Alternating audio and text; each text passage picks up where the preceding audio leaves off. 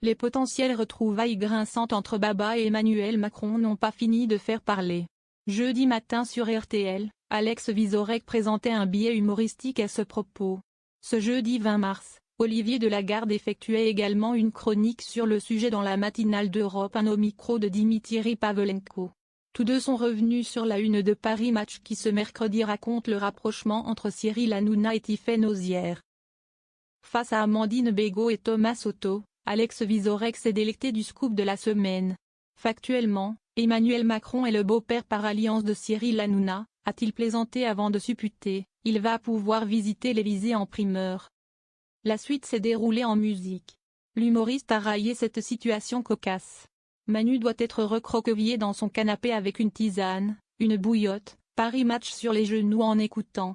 A-t-il blagué alors que Beau Papa, le tube de Vianney, se lançait à l'antenne. Dans l'hilarité générale, le comédien en a remis une couche.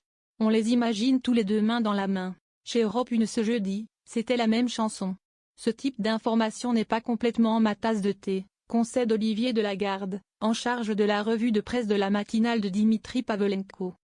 Mais il s'y colle et opère dans un premier temps une petite recontextualisation de l'affaire. Il évoque les images chastes du couple partageant une pizza dans un restaurant du 8e arrondissement. Puis rapporte les informations exposées dans l'article de Paris Match. Ils ont révélé leur coup de cœur à leurs proches, indique le journaliste à l'antenne. Qu'en pense-t-on chez les parents?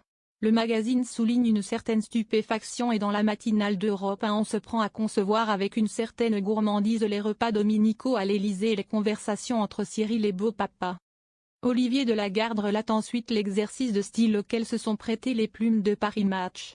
À première vue le couple a effectivement tout d'un oxymore, cite-t-il. Le chroniqueur se mue en narrateur et étale à nouveau quelques lignes du papier.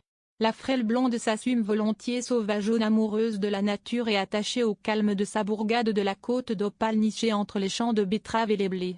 Lui est un enfant des Lilas en Seine-Saint-Denis, petit gars de la ville jusqu'au bout de ses tatouages.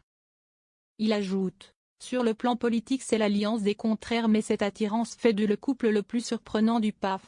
Alors que le journaliste va refermer cette parenthèse sentimentale, les premières notes d'un air de flûte enjoué accompagnent son récit. Il arrive que l'harmonie joue parfois en mode mineur pour atteindre l'accord parfait. Au printemps de Jacques Brel glisse ses premières paroles et ainsi se conclut la séquence sur Europe 1.